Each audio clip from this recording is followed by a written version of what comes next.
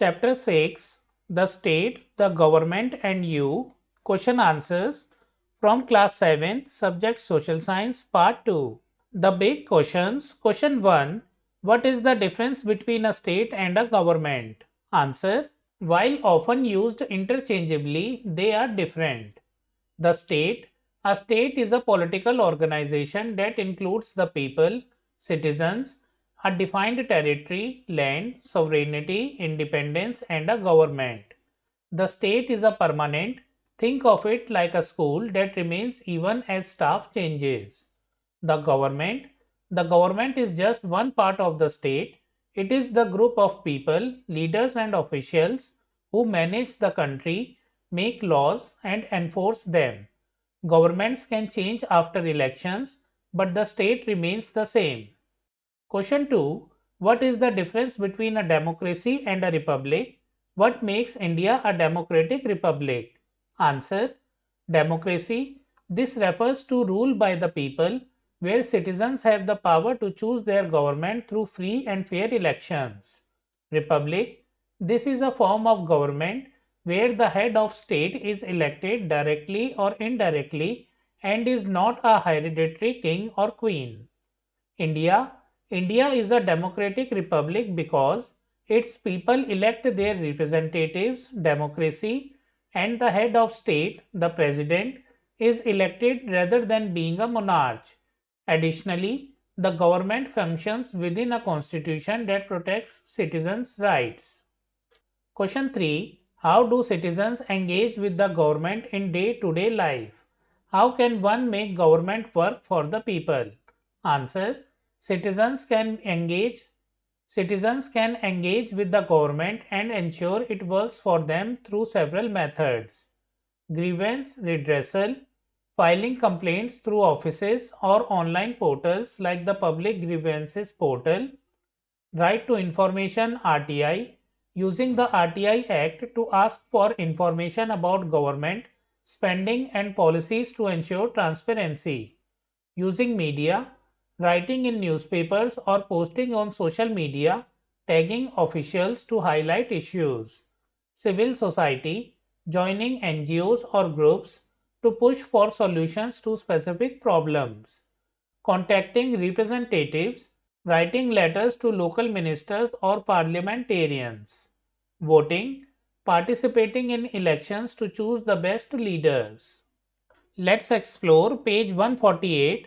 Make lists of different government departments you are familiar with or whose names you may have seen on boards around your home or on your way to school. What functions do you think they perform? Answer. Department examples. You might see boards for the Police Department, Department of Education, Public Works Department (PWD), or Health Department. Functions. Police maintain law and order and ensure safety. Education Department runs government schools and hires teachers. Health Department manages hospitals and vaccination drives. PWD Municipal Corporation builds and repairs roads and bridges. Think about it, page 162. If a street lamp in your neighborhood is broken, who would you contact to fix it? If a village road needs to be repaired, would the local people reach out to the central government? Answer. Who to contact? If a street lamp is broken, you would contact the local government, municipal body or panchayat, not the central government. Village road, local people would reach out to the local government, panchayat, rather than the central government, as local bodies handle local issues like roads and street lamps. Let's explore page 162. What might be the reasons that decisions regarding local concerns should be taken locally to the extent possible? Answer. Decisions on local matters should be taken locally because better knowledge. Local leaders know the area's specific needs and traditions better than distant officials. Efficiency. Local bodies can solve problems faster. Accountability. It is easier for people to question local leaders and hold them responsible. Democratic participation. It allows ordinary people to be directly involved in decisions that affect their daily lives. Next, questions and activities. Question 1. Every democracy is a republic. Is this statement true or false? Explain. Answer. False. Explanation. A country can be a democracy where people vote but not a republic. If the head of state is a hereditary monarch, for example, the United Kingdom UK is a democracy because people elect representatives, but it is not a republic because it has a king or queen as the head of state. Question 2. Give two reasons why decentralization is important in India. Answer. First, size and diversity. India is a vast country with over 1.4 billion people and many cultures. A single central government cannot meet everyone's needs effectively. Second, efficiency and democracy. Decentralization strengthens democracy at the grassroots level and ensures that local problems are solved quickly by people who understand them best. Question 3. Imagine you are part of your school's student council. The council works like a mini parliament. It has members elected by students, debates issues and make decisions. In this context, do you think it would be better if only the council president makes all the decisions, or if power is to be shared among all members? Should the student council have the power to make rules about the food you eat or the language you speak? Answer.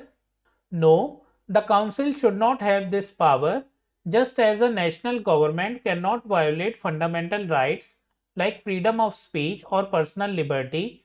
A student council should not restrict personal choices like language or food. B. What can go wrong if the student council is the most powerful body in your school and no one questions its decisions? Answer. Unchecked power. If the council is the most powerful and unquestioned, it might ignore the needs of minorities or make unfair rules. This could lead to the dominance of the majority, where the powerful hurt the rights of others. Question 4. Think about these real life situations in relation to India's democracy. Should the parliament be the most powerful institution in the country? Why or why not? Answer. No single institution should be all powerful. The constitution ensures checks and balances so that no organ becomes too powerful.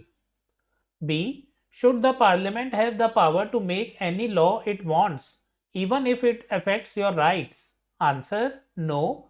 The parliament cannot make laws that violate the fundamental rights of citizens guaranteed by the constitution. C. What could go wrong if lawmaking has no limits? Can it lead to unfair or unjust laws? Answer. If there were no limits, it could lead to Matsya Nyaya, law of the fish, where the strong prey on the weak. It would lead to unfair laws that harm minorities and threaten citizens' rights. D. Who is more powerful in India, the Parliament or the Supreme Court? Give your reasons. Answer.